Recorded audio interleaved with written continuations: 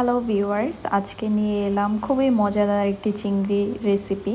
তো চলেন রেসিপিটি শুরু করা যাক। প্রথমে আমি কড়াইতে দিয়ে দিলাম তেল এবং তারপর দিয়ে দিলাম পেঁয়াজ ও কাঁচামরিচ। এরপর আমি দিয়ে দিলাম আদা বাটা, রসুন বাটা ও হালকা পরিমাণ পেঁয়াজ বাটা এবং লবণ একসাথে দিয়ে আমি খুব ভালো করে নাড়াচাড়া করে মিশিয়ে নিলাম।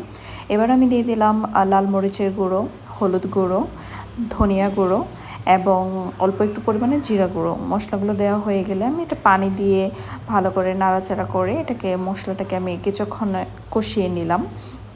তো এই যে আমার চিংড়ি আগে থেকে রেডি করে রাখা ছিল, আমি চিংড়িটা দিয়ে দিলাম। চিংড়িটা দিয়ে নাড়াচাড়া করে আমি আরেকটু সময় নিয়ে কষিয়ে তারপর আমার পরিমাণ মতো করে পানি দিয়ে ঢাকনাটা ঢেকে দিলাম। তো এই যে আমার রান্না অলমোস্ট সিদ্ধ হয়ে গিয়েছে চিংড়ি। তো এবার আমি দিয়ে দিব ধনিয়া পাতা। তো এই ধনিয়া পাতা দিয়ে আমি অল্প আর একটু সময়ের জন্য ঢেকে দিলাম। তো এই তো আমার রান্নাটা রেডি হয়ে গিয়েছে। আর এটাকে এবার আমি একটা সার্ভিং বলে সার্ভ করে নিলাম। দেখেন দেখতে কি ইয়াম্মি হয়েছে, বিশ্বাস করেন এটা খেতেও অনেক অনেক বেশি মজা ছিল। আপনারা যদি দুপুরবেলা একটু গরম ভাতের সাথে এই চিংড়ি সার্ভ করে নিতে পারেন, খুবই ভালো লাগবে। আশা করি আমার রেসিপিটি ভালো লেগেছে, এবং যদি ভালো লেগে থাকে তাহলে অবশ্যই আমার পেজে একটা ফলো দিয়ে আসবেন এবং লাইক শেয়ার করে দেবেন।